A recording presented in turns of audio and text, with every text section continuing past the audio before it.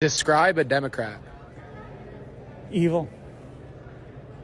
Evil. That's it, one word. That's what I think of Democrats. And, if I define evil as ungodly, unchristian, I think it's important that, especially for our children, that you pray to somebody besides government.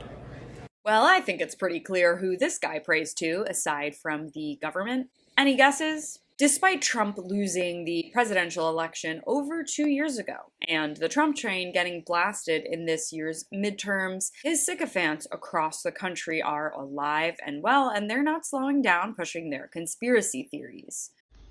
Okay, I need to make sure that I explain myself fully so I don't have people coming back and saying, well, what about this? Well, the Supreme Court's supposed to take this case on January 6th. It's a national emergency, okay?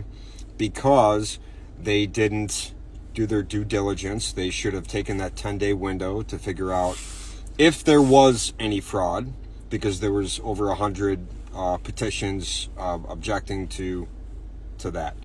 Or they wanted to look into the possibility of there being fraud. So they're taking that.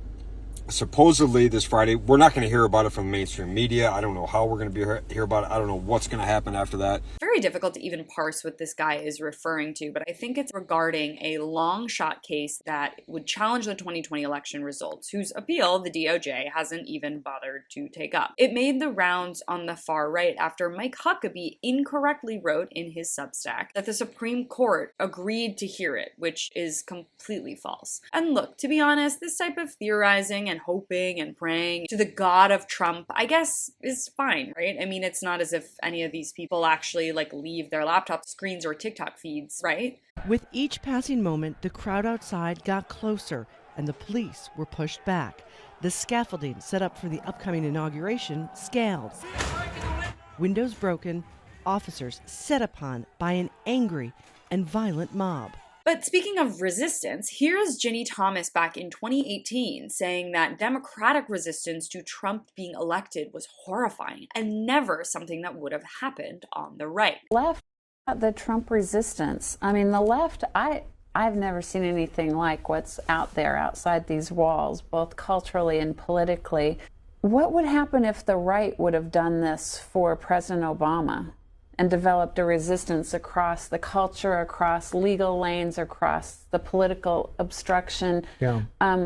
It's just two different worlds. Yeah, cue 2 years later, and this is how they did respond to losing an election. Clubbed, sprayed with chemicals, punched and kicked, the crowd overwhelmed the police. What we didn't know then was how close they came to their targets. Calling out hypocrisy on the right is just such a losing battle, as we are well aware, but it never gets old coming from Ginny Thomas, who went from this to encouraging rioters at the Capitol to overthrow legal election results. The words of the wife of a Supreme Court justice matter. They trickle down in the ecosystem and allow baseless, ludicrous opinions like this to then end up on Mike Huckabee's Substack. And while these opinions are ultimately and 99% of the time harmless, they can cause a massive amount of irrevocable damage to trust in our institutions and the bedrock of our election systems. Luckily, overall, our elections have withstood these attacks by Trump supporters. Although I haven't checked in on Kari Lake the last few days, because she seems to be the only one still really waging that war. But of course, once people like this glom onto a new conspiracy theory, it rarely subsides easily, but rather adapts.